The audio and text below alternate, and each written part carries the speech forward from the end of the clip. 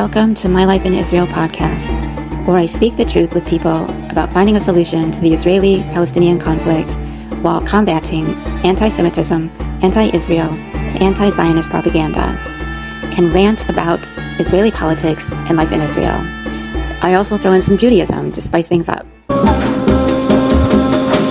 Israeli, his name is Gal, and we're going to talk about Hasbara and the conflict and what his opinions are about it, and we're going to share our experiences, and we're going to share with you the realities of what the conflict is about and the realities of being here in Israel.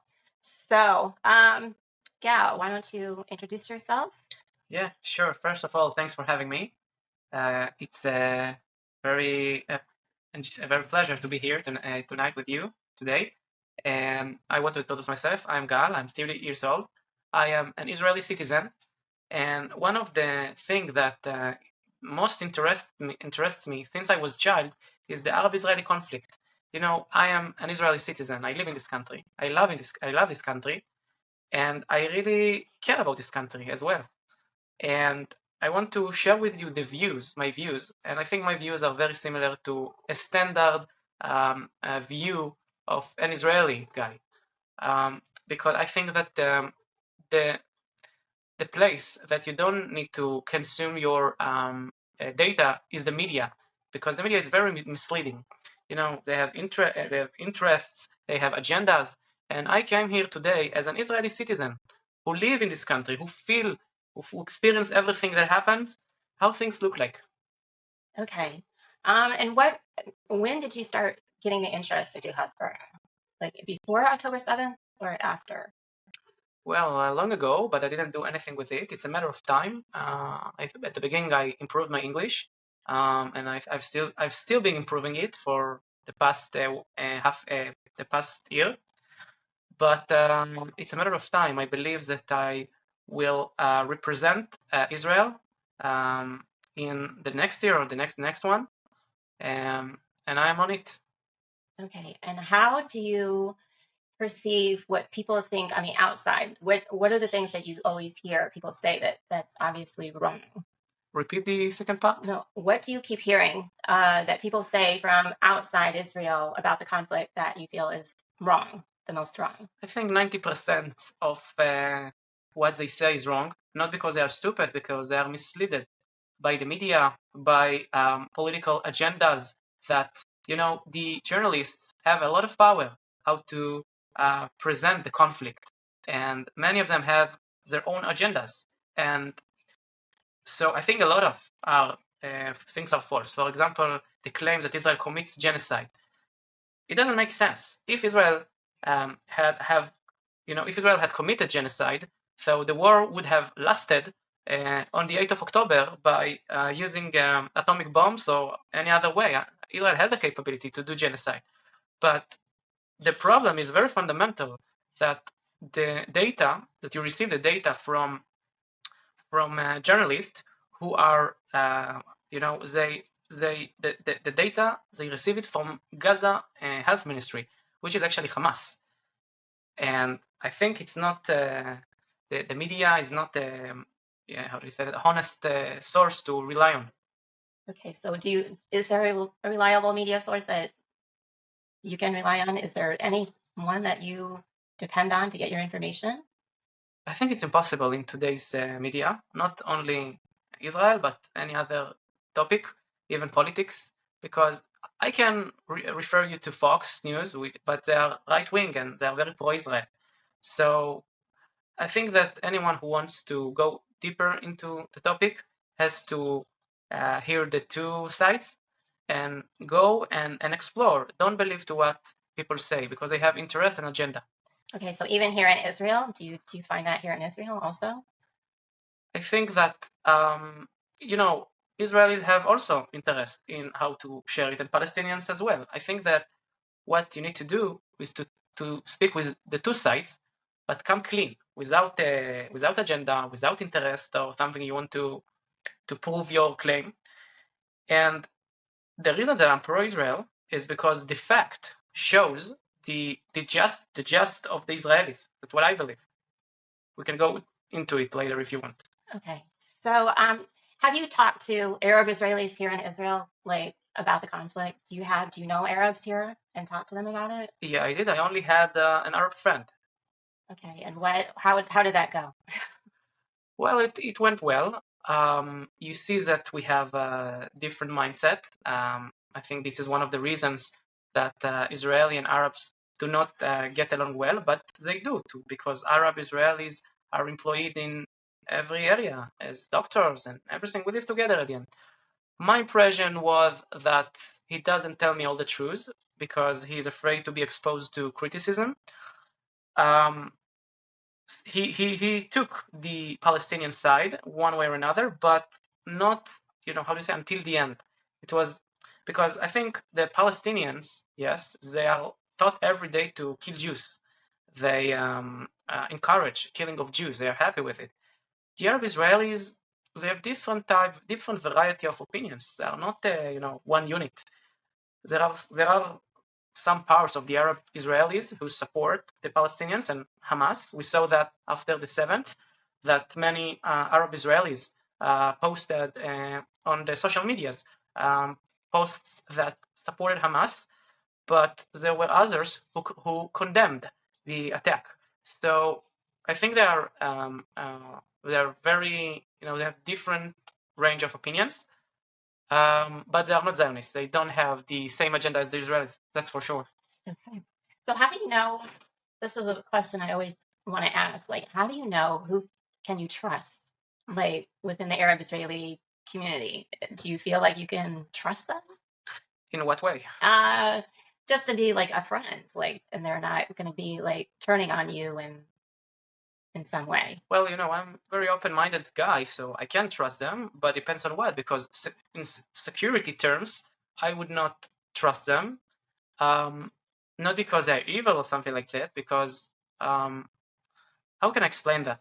Well, I think that in security you have to trust only the Jewish people, only the Jews. Why? It's not something racist. It's important to know that because there were more than several terrorist attacks by Arab Israelis, as I mentioned before. Some of them are involved in terrorism. Not all, but some. I would say 10%, 20%, 30%. I'm not sure about the numbers, but we can trust them in security terms. But in other stuff, yes, sure, I can trust them. They are human beings. They are our citizens, and I am open for having more Arab friends. Yeah, for sure. Okay, but there's a definite difference between the Arab Israelis living here in Israel and the Arabs living in the West Bank. True? That's totally true. True. Okay. There are similarity also in the culture, but it all begins from education. Some people say, and we see it in the media, and it's a false claim, that the reason that the Palestinians commit terrorism is because of occupation. But the Israelis claim the other way around, and I believe in it, that the reason there is occupation is because of the terrorism. They're educated on daily basis to hate Jews, to kill Jews. The Palestinian Authority pays for terrorists, encourages them. The more Jews you kill, the more money you get. So they encourage terrorism every place, in schools, in mosques, in their leadership. And when people get Nazi education, and I'm sorry for mentioning this harsh word, but I have to, this is education that killed to commit genocide on other people. They believe that we have no right on this land and we have to go or to be killed. So when people are educated in that way, you can have peace and you can't release the occupation, because how can I trust the other side as long as he has intentions to kill me? Right. And so now we get into solutions. There's always been this solution about the two-state solution that everybody, the diplomats, the countries keep pressing on about. Were you ever for a two-state solution? Well, I had before October 7. Let me explain something. It's not that the Israelis want to occupy the Palestinians. They want them not having a state. That's not true. If we can get a Palestinian state that will be peaceful, of course we are in favor of it, because we have no interest in seeing Palestinians suffering. We have no interest in it. Of course not. But the problem is wider. First of all, we're talking about and we're focusing on the Palestinians It sounds like this is the root problem of the conflict, but the picture is wider, and this is something that the media does not talk about. Israel's security is in risk, not only by the Palestinians. What about Lebanon? What about Yemen? What about Syria? What about Iran, which launched twice ballistic attacks on Israel of 300 or 400 ballistic missiles on Israeli citizens? So, and how can we trust the Palestinians that they will not collaborate with Iran or with the hostile factors against Israel? And so I hope I answered your question. So that brings me to what I think the underlying issue is to this conflict is religion. Iran is a Shia Muslim religion country. Hamas is an Islamic resistance group, Sunni. The Houthis are Shia, I believe. Shia, right. Hezbollah is Shia. So, like, if it weren't for all of this religious aspect of it, I think it would be more doable to find a solution. But because Islam is involved, and I've read the Quran, I don't know if you've read the Quran, but it seems to me that there is no getting around the issue of conquest within Islam over non-Islamic peoples, and especially in this Holy Land. They keep saying that the Zionists, and they're against the Zionists and not the Jews, because the Jews are religion and they respect Judaism. But really, that's not true, because I've talked to Muslims, and whenever you start talking about religion, that's when their true feelings come out, and they'll still say, no, the Jews are not entitled to this land. They want the Jews to be dhimmis. And as long as Islam is over the Jews, they're fine with that. So I feel like this argument about oppression and occupation is really just surface stuff. And the real issue comes down to religion. Like, what do you feel about that? Well, I totally agree with you. That's the reason that ending the occupation will not lead to the end of terrorism, because it's about religion. They believe, how can you make peace with people who believed you are not entitled to the land? It's impossible. So they will use the territory they received as a leverage to kill you. But then it will be very risky for Israel, because, and the real problem in giving them a state is that the West Bank is nearby any major city in Israel, only 50 kilometers from the international airport, 20 kilometers more or less from Tel Aviv, from Haifa, 30 kilometers from every major city in Israel.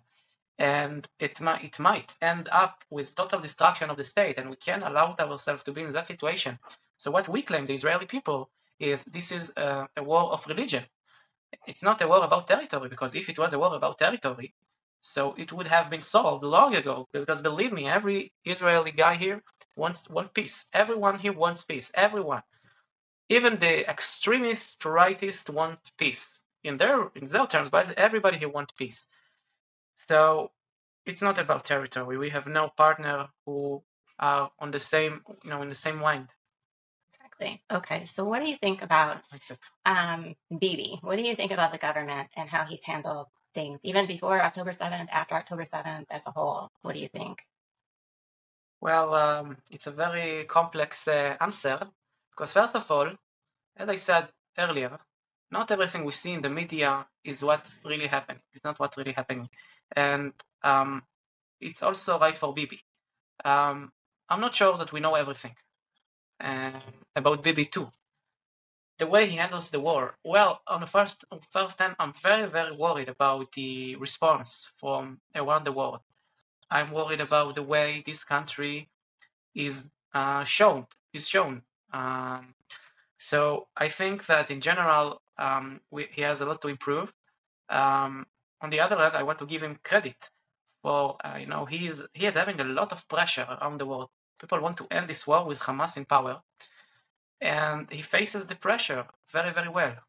So I appreciate on his contribution, But I would love to have different prime minister because I think after I don't know how much he's in office, 21 years, 20 years, he has to go. Okay, well, who do you think should replace him then? Do you have an idea? It's a very difficult question because if I had found somebody else, I would have voted for somebody else, but I didn't, and I still don't find somebody. There is a problem of leadership in Israel. I think there is no worthy leader in the current, not just administration, but also the current opposition. But on the other hand, it's a system. Prime Minister has a very important role, but he's just the executor. The system can handle a lot of things. So it's important to have, able prime minister, but we can handle without him. I think that with Bibi he makes more damage to Israel than benefits. Okay, how so? Sorry? How does he make more damage? Well, regarding first of all, it's about also internal issues in Israel. What happened after the 7th, that the military, we need manpower. We have a lack of manpower, and there is a large group in Israel, the Haredim, the Orthodox Jews, who do not serve in the army. There are about 1.5 million people, and they don't want to serve. And the problem is that the coalition is composed also by Haredi groups, and they are the lifeline for Bibi. If they leave him, he has no coalition. So he's always busy in satisfying the Haredim than doing what is good for the public. I agree that that's true, but the Haredim have been in left-wing coalitions also. They go wherever they can get a deal to get subsidized. And there's been offers from the opposition to bring the Haredim into the opposition so that they could bring down Bibi. So it's all politics. I have my issues. I also think that the Haredim should be more involved and serve. There are pros and cons on both sides. I know the reasons why they don't want to serve, I feel are not really valid because the religious Zionists on people do serve. So it's not a religious thing. It's the Haredim, the way they interpret the Torah, and I believe it's wrong. But on the other hand, the IDF has admitted that they really can't accommodate the Haredim into their service. They've had to create new systems in order to bring them in. And there was just an article, I don't know, a couple weeks ago, where a unit there was women that were brought into this unit, and the religious in that unit had a problem with that, and they ended up just up and leaving the unit. And I don't know what happened to them, but it's this conflict between the Supreme Court and the democratic-minded people that want to bring in women into the IDF, which I don't necessarily agree with. But so that's a conflict with the religious side, and there's problems with integrating religious people into the IDF. So there are valid issues. I agree, but not every Haredi guy can learn in yeshiva all day for the rest of his life. I believe that they should be out working. The people that are not suited to learn in yeshiva should be out working, and if they're out working, they should be serving. But a lot of them can't even qualify to make it into the IDF, for some health or whatever kind of reason, just like normal people. So I don't know what percentage of the Haredim are actually suited to serve in the IDF, because for generations and generations, they've been programmed or whatever to not work or to be involved in the IDF. So I think it's going to take some time to get that transition. And so I don't agree with Supreme Court and all the opposition that are forcing tens of thousands of people you must serve right now. I think there has to be a lot of compromise on the IDF side that will want them to integrate and not say you have to follow our rules. And that's the reason why they don't want to serve. I've heard IDF commanders or people in the IDF openly say they don't want the Haredim because they're afraid if there's too many religious people in the IDF now, that it's going to become like a messianic army, and that they're going to go by the Torah and not listen to their commanders, and all these other kinds of things. So it brings out this division that's throughout this whole country with the secular versus religious aspect of it. I feel it all the time living here, being a religious woman, that there's a definite percentage of people here that are just so anti-religious that they make it hard for the religious to integrate. Have you experienced anything like that? Yeah, I know what you're talking about, but one of the reasons that you feel that is because you live in Tel Aviv. The other parts of the country are quite different. I live in Netanya, and there are religious and secular live together in peace. Because the other side of the country, which is not Tel Aviv, is very traditional. Israeli, as I believe, as I see it, most of the Israelis are traditional or has some connection to the religion. But in Tel Aviv, the picture is different. The situation is different. Okay, so you think it's just a Tel Aviv thing and not? I'm pretty sure. And Kibbutzim also, the Kibbutzim. Kibbutzim. Yeah. Okay, so good. So I want people to understand, because most people outside Israel think the Zionists are just all secular and not religious, and that's why they're against Israel, because like they want to say, well, you don't deserve to be there because you say God gave you this land, but you don't even believe in God. So that's how they picture Zionists when they think of Israel. And I think it's good to point out this, that I've also realized this myself being here, is that most people, even though they don't look religious on the outside, are, again, very traditional, and they believe in God, and they keep Shabbat in some sort of way, and the holidays, and they're very respectful of how other people celebrate the holidays or being religious. So I want to point that out to people on the outside. You guys think that Zionists are just all secular and atheists, and that's really not true. Not at all. No.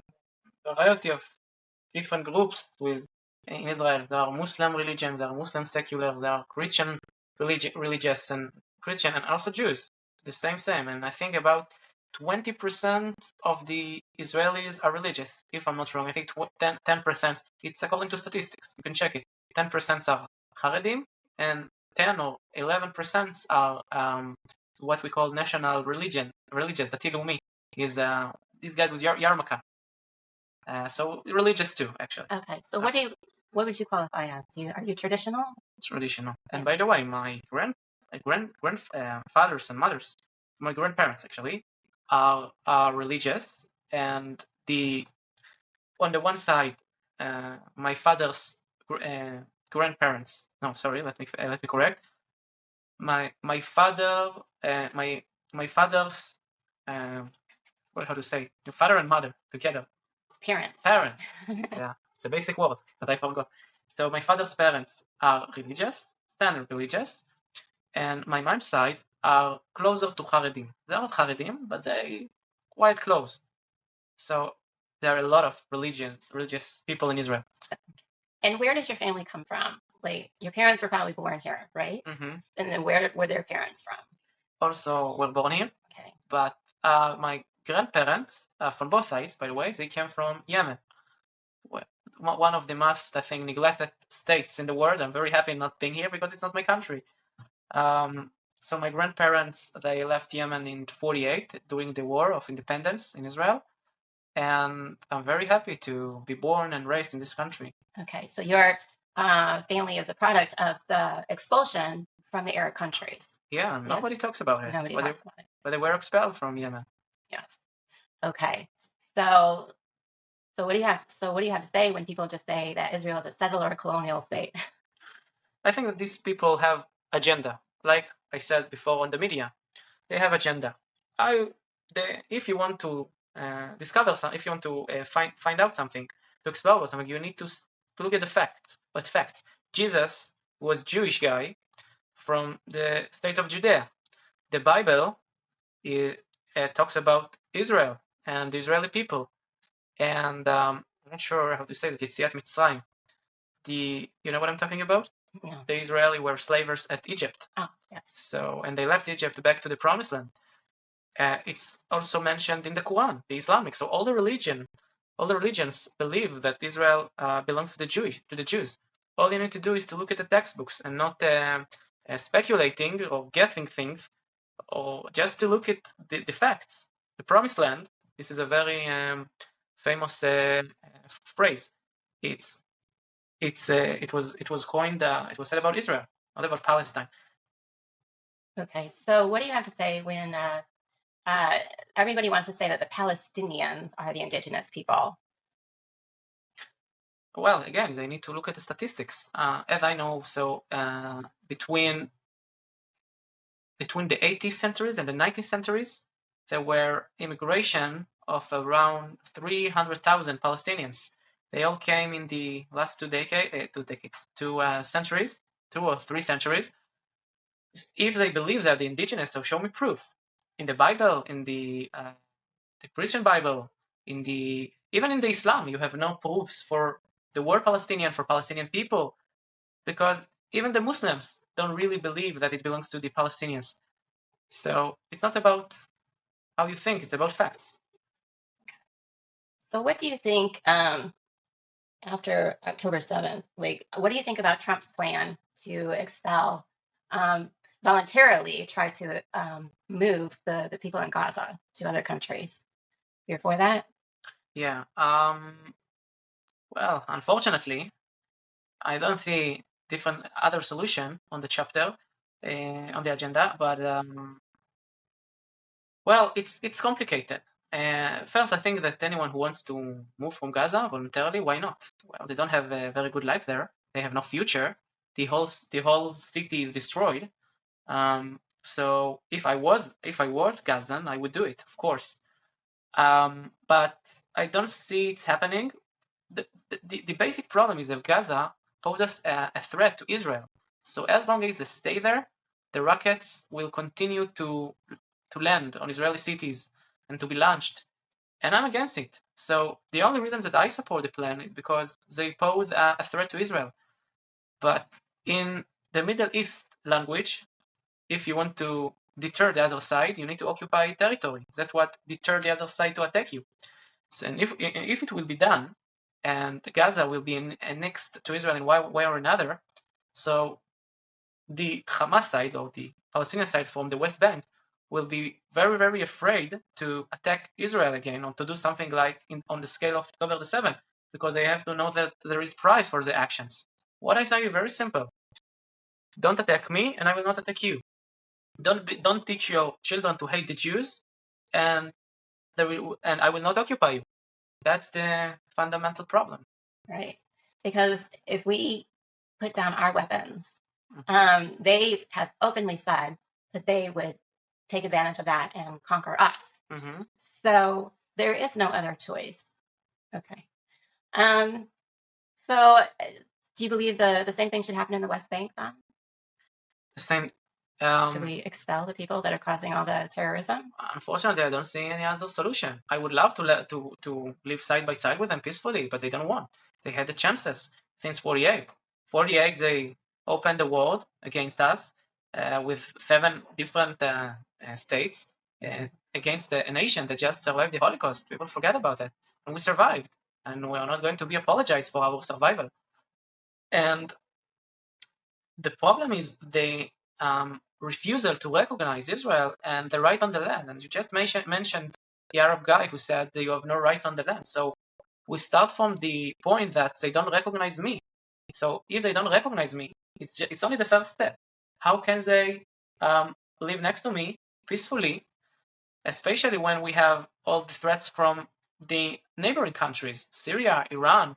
If I have neighbors and I give them a territory that is next to my major cities, I need people who I can trust on, so I can face all the other threats against me.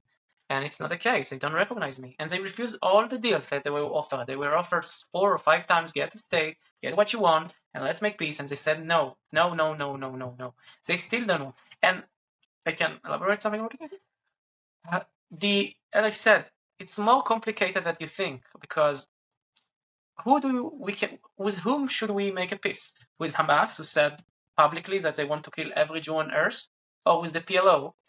And the PLO is not just corrupt and not legitimate body in the Palestinian society. The Palestinian people do not support the PLO. They support Hamas. Their hearts with Hamas, not with the PLO. But the problem with the PLO is that they are dependent on Israel also in their survival.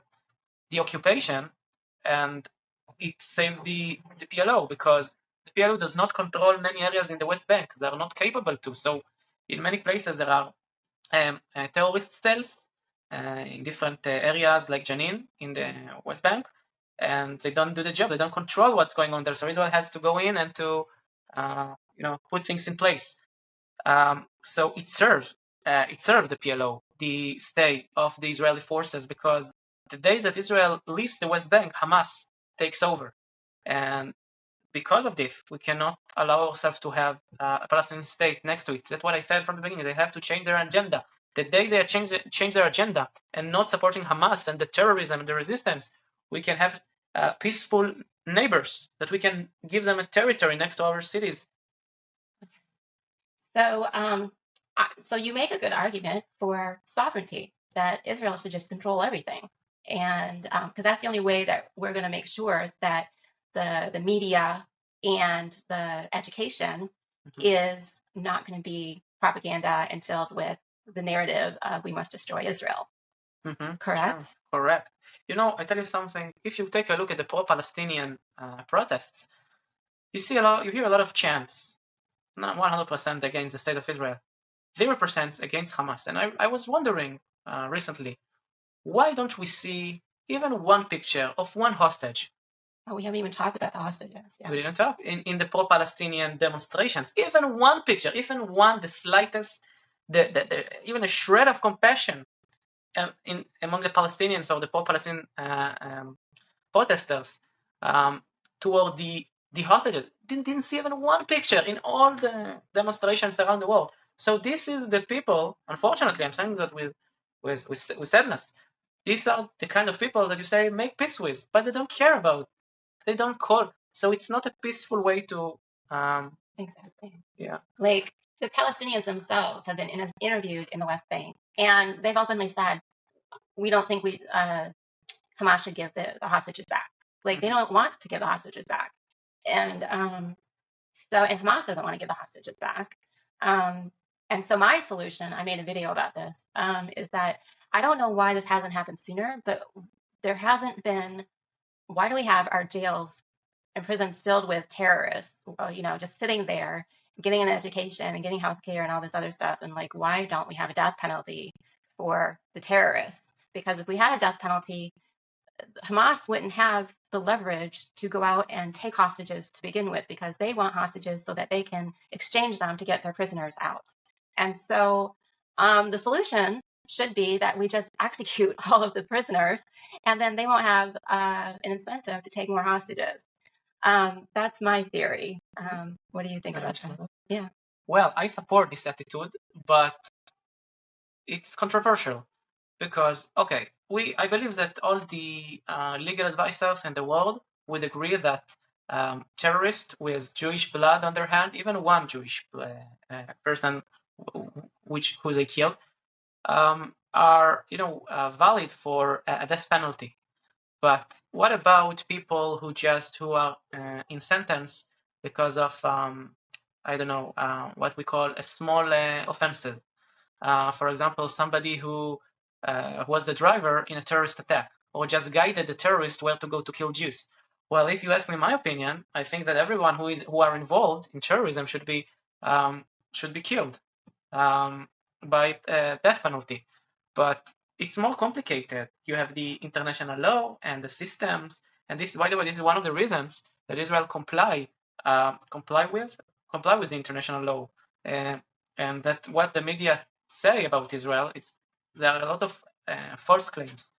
But I think we need to do it, because when the jails are free of prisoners, so they have no reasons to kidnap Israelis. But I don't know, maybe they will demand other things. Give us $1 billion for every house. I don't know. Maybe they will have different demands. I don't know what will happen. That's true. Okay. Plus, it's like they always say, oh, you have so many children in jail too for like throwing rocks and stuff. I would have a hard time like executing a child for throwing rocks. Yeah, but what at would the you do same with this, time, for example? again, this is like Israel needs to take control of the territory so that we don't have this happen, Here is my and we need suggestion. to Mhm. expel these people, and whoever supports it, because it's the parents that encourage the children to be this way. Mhm. So really, we should take it out on the parents and not the child, I feel. But well, it's the question if we talk about moral or we talked about love. Morally, we are right, I believe. Everybody who wants to kill you, you need to kill him first. And we're talking about people, not innocent people, people who are involved in uh, actions against the country that should have led to the killing of Jews, even if they managed to or didn't manage to. For me, if he has the intention of killing Jews and throwing stones, his intention to kill the other one or to them or to harm him or her, so he poses a threat, and it's very deterrent when you execute every person who tries to kill you. So you have to think twice before you commit such action. So I support this attitude, Okay. but So legally it would be proven. okay, I just want to. You were in the IDF, correct? What was your role while you were in there? Well, I didn't do something significant, which I regret because I today understand the importance of taking a part and I mean some insignificant role in the IDF. I didn't do it. I was in a home command role in Tel HaShomer.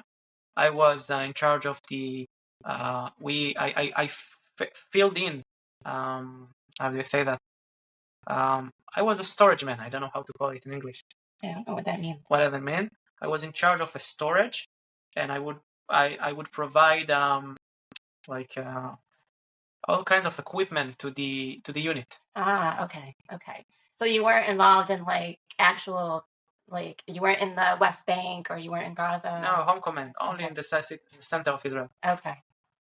So you didn't have any like interactions with like actual terrorists or dealing with that kind of thing at all. I wish I had, but I didn't have the privilege. Despite these encounters leave trauma, so I'm not sure it's I would love to, but I didn't. But there are many who did. So is there anything else you want to talk about that we haven't talked about? I say, don't believe me or don't believe the media or don't believe the Palestinian guy. If you want to understand the conflict fundamentally, you need to really listen to the two sides. You need to come here, you need to listen to the Israeli media, you need to listen to the Palestinian media, and you need to listen to the original language.